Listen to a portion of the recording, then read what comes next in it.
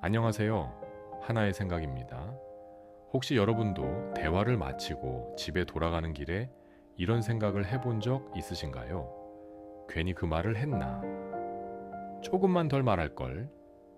우리는 종종 상대를 이해시키기 위해 더 많은 말을 합니다. 하지만 이상하게도 많이 말했던 날보다 짧게 이야기했던 날이 더 오래 기억될 때가 있습니다. 왜 그럴까요? 오늘 읽은 책에서는 이런 문장이 나옵니다.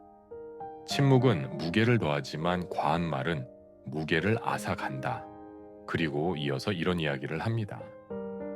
상대를 설득하고 싶어서 계속 말을 하지만 정작 말이 많아질수록 신뢰를 잃는 경우가 있다고 말입니다. 처음에는 조금 의외였습니다. 저는 오히려 많이 설명하는 사람이 더 신뢰를 얻는다고 생각했기 때문입니다. 하지만 책을 덮고 나서 제 모습을 떠올려 보았습니다. 돌이켜보면 저 역시 상대를 이해시키고 싶어서 계속 말을 이어갔던 순간들이 있었습니다.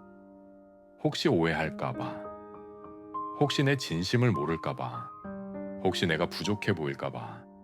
그래서 같은 이야기를 조금씩 다르게 반복하며 계속 설명하려 했습니다. 그런데 신기하게도 그럴수록 정말 중요한 말은 오히려 묻혀버렸습니다. 저자는 침묵이란 단순히 말을 하지 않는 것이 아니라고 말합니다. 필요한 순간까지 기다릴 줄 아는 힘, 그리고 생각이 끝난 뒤 말을 꺼낼 줄 아는 힘, 그것이 침묵의 무게라고 말합니다. 또 하나 인상 깊었던 것은 말의 양뿐만 아니라 말의 속도였습니다. 사람들은 빠르게 쏟아지는 말보다 잠시 생각한 뒤 나오는 한마디를 더 신뢰합니다. 그 짧은 침묵 속에서 이 사람은 생각하고 말하는 사람이구나 라는 믿음이 생기기 때문입니다. 저는 말을 빨리 하는 편입니다.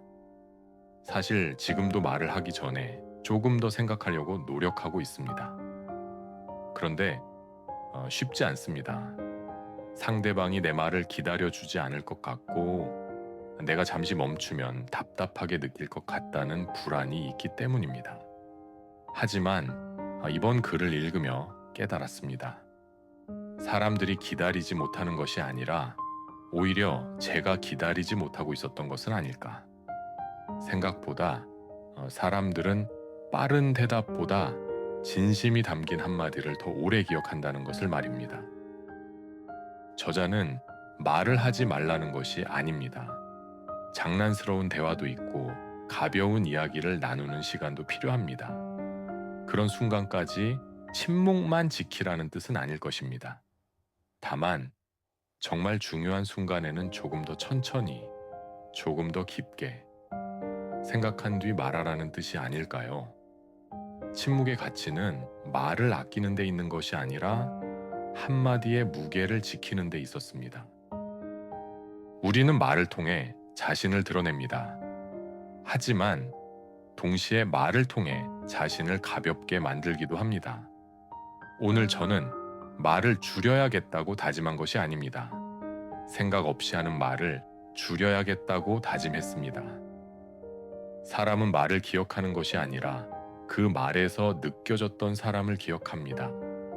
그래서 오늘도 저는 한마디를 하기 전에 조금 더 생각하는 사람이 되어 보려 합니다. 침묵의 가치는 말을 아끼는 데에 있는 것이 아니라 한마디의 무게를 지키는 데 있습니다. 감사합니다. 하나의 생각이었습니다.